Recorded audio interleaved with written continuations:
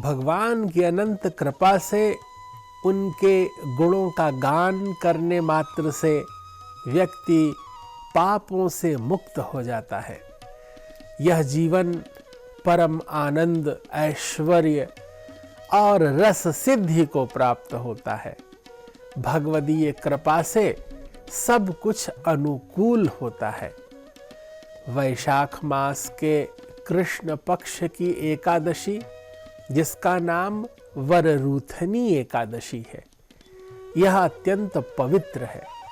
युधिष्ठिर जी भगवान श्री कृष्ण जी से यह संवाद करते हुए कहते हैं कि माधव, ऐसा कौन सा व्रत उपवास है, ऐसी कौन सी तपश्चर्या है जिसको करने से यह जीव जीवन मुक्त हो जाए, परमात्मा की अहेतुकी कृपा प्राप्त हो जाए और सहस्रों वाजपेय यज्ञ, अश्वमेध यज्ञों का फल प्राप्त हो। तब भगवान श्री कृष्ण प्रसन्न होकर के युधिष्ठिर जी को बतलाते हैं कि यह बहुत ही सुंदर प्रसंग है। इस जगत में यह एकादशी, जिसका नाम वररूथिनी एकादशी है, ये वैशाख मास के कृष्ण पक्ष में पड़ती है। इसको करने वाले मानधाता जैसे महान प्रतापी राजा और धुंधुमार जैसे राजागण जीवन मुक्त हुए हैं। परम आनंद और ऐश्वर्य को इन्होंने प्राप्त किया है। जो भी वररूथनी एकादशी को करता है उसे स्वर्ग इत्यादि दिव्य लोक प्राप्त होते हैं।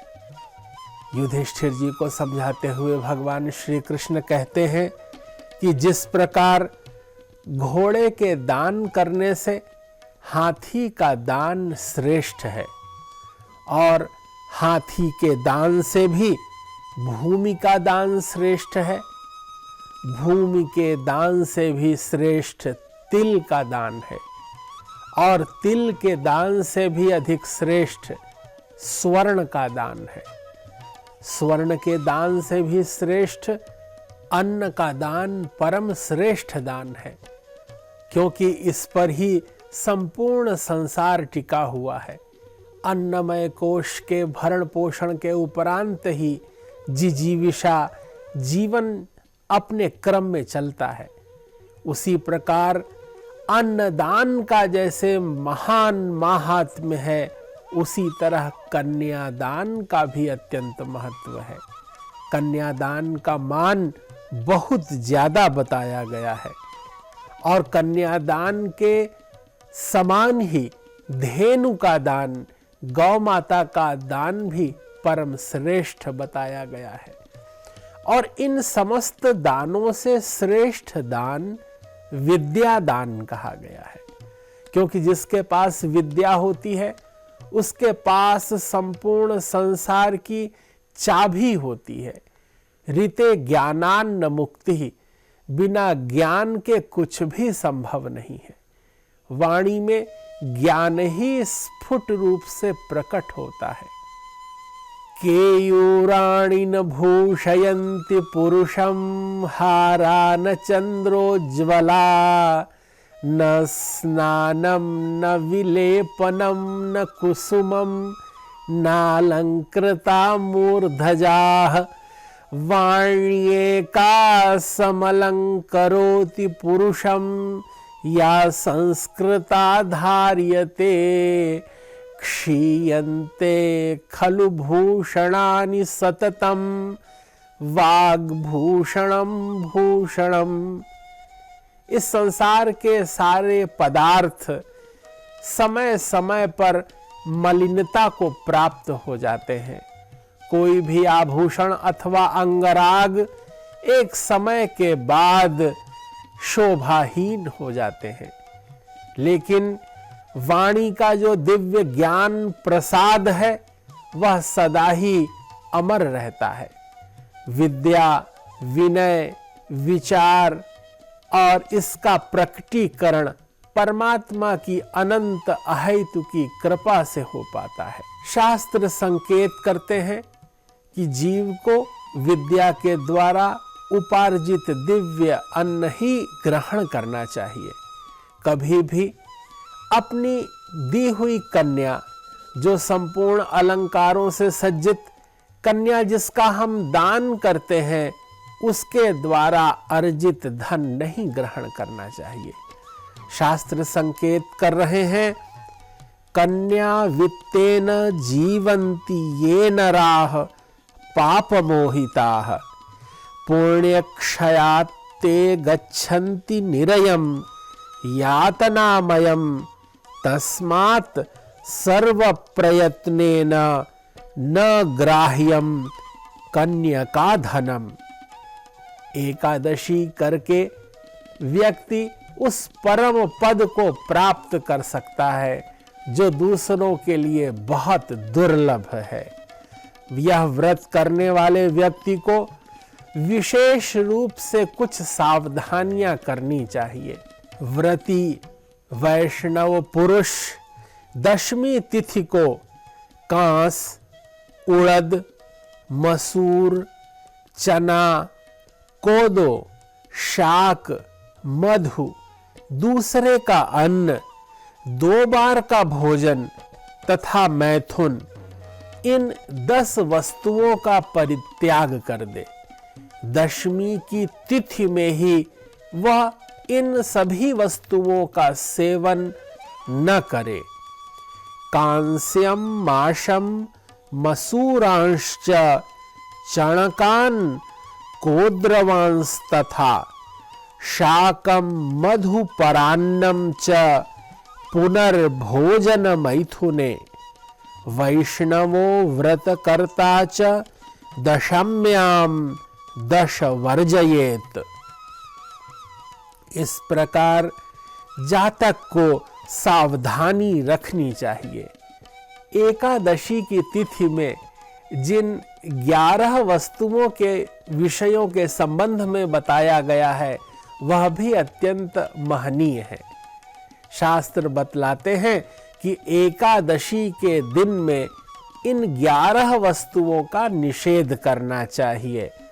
जुआ न खेले, नींद न ले, पान खाना, दातून करना, दूसरे की निंदा करना, चुगली करना, चोरी करना, हिंसा, मैथुन, क्रोध और असत्य भाषण, इन 11 वस्तुओं का बातों का निषेध बताया गया है।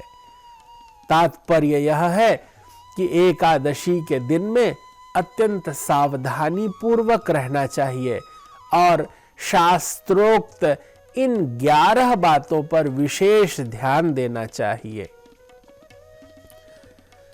द्यूतक क्रीडां च निद्रां च तांबूलम दंत धावनम परापवादम पैशुन्ये स्तेयम हिंसाम तथा रतिम क्रोधम चानृत वाक्यानि ह्येकादश्याम विवर्जयेत। इस प्रकार एकादशी को 11 चीजों का निषेध करके द्वादशी की तिथि में सावधानी बरतते हुए 12 चीजों के ऊपर शास्त्र प्रकाश डालते हैं। शास्त्रों में यह बतलाया गया है कि हम अपनी जीवनचर्या कैसे जिएं, दशमी को क्या करें, एकादशी को क्या करें। द्वादशी तिथि में जिन 12 चीजों का निषेध किया गया है शास्त्रों में उसका भी उल्लेख मिलता है। द्वादशी तिथि को कांस, उड़द, मदिरा, मधु, तेल, पतितों से वार्तालाप, व्यायाम, परदेश गमन, 2 बार भोजन और मैथुन सहित बैल की पीठ पर सवारी करना और मसूर, इन 12 वस्तुओं का त्याग करना बतलाया गया है। कांस्यम माशम सुराम क्षौद्रम तैलम पतित भाषणम व्यायामम च प्रवासम च पुनर्भोजन मैथुने वृषपृष्ठम मसूरान्नम द्वादश्याम परिवर्जयेत।